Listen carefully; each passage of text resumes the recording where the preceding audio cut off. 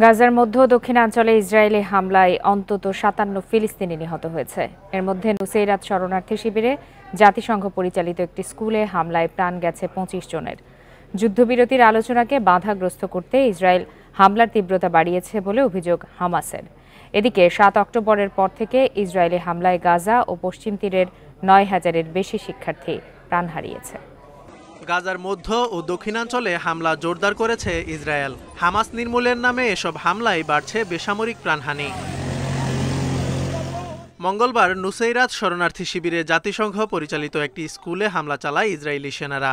এতে বেশ কয়েকজন ফিলিস্তিনি হতাহত হন। এ নিয়ে গত ১০ দিনে গাজার ৬টি স্কুলে হামলা চালিয়েছে তেল আবিব।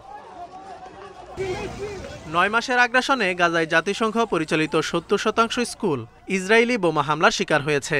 এসব হামলায় স্কুলে আশ্রয় নেওয়া অন্তত ৫৩৯ ফিলিস্তিনি প্রাণ হারিয়েছে। প্রতি মুহূর্তে নিরাপত্তাহীনতায় ভুগছি। বিশ্ববাসী আজ কোথায়? আমাদের দুর্ভোগ কি তাদের চোখে পড়ছে না? ৯ মাসের বেশি সময় ধরে হামলার শিকার হচ্ছি। আরব বিশ্বকে বলছি, আপনারা এই নারকীয় হত্যাকাণ্ড বন্ধে পদক্ষেপ নিন। যুদ্ধবিরতির চুক্তিতে পৌঁছাতে যুক্তরাষ্ট্র ও আরব নেতাদের প্রচেষ্টাকে বাধাগ্রস্ত করতেই তেল আবিব হামলার তীব্রতা বাড়িয়েছে বলে অভিযোগ হামাসের। পাল্টা অভিযোগ ইসরায়েলের।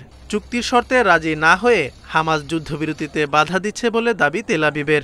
আর যুক্তরাষ্ট্রের দাবি, ইসরায়েল এমন কিছুই করছে না যা যুদ্ধবিরতির আলোচনাকে ব্যাহত করতে পারে। গাজায় যুদ্ধ দীর্ঘায়িত হওয়ার জন্য বাইডেন প্রশাসনকে দুষছেন রিপাবলিকান মনোনীত vice president JD Vance. Ohio অঙ্গরাজ্যের এই সিনেটরের মতে গাজায় অবিলম্বে ইসরায়েলের জয় পাওয়া উচিত, যাতে তেল আবিব সহ সুন্নি আরব রাষ্ট্রগুলো মিলে ইরানের বিরুদ্ধে ঐক্যফ্রন্ট গঠনে সক্ষম হয়। ৭ অক্টোবরের পর থেকে ইসরায়েলি হামলায় গাজা ও পশ্চিম তীরের ৯,২৪১ জন শিক্ষার্থী প্রাণ হারিয়েছে। এই সময়ে আহত হয়েছে ১৫,১৮২ শিক্ষার্থী। Jobayer Hussain, Independent news.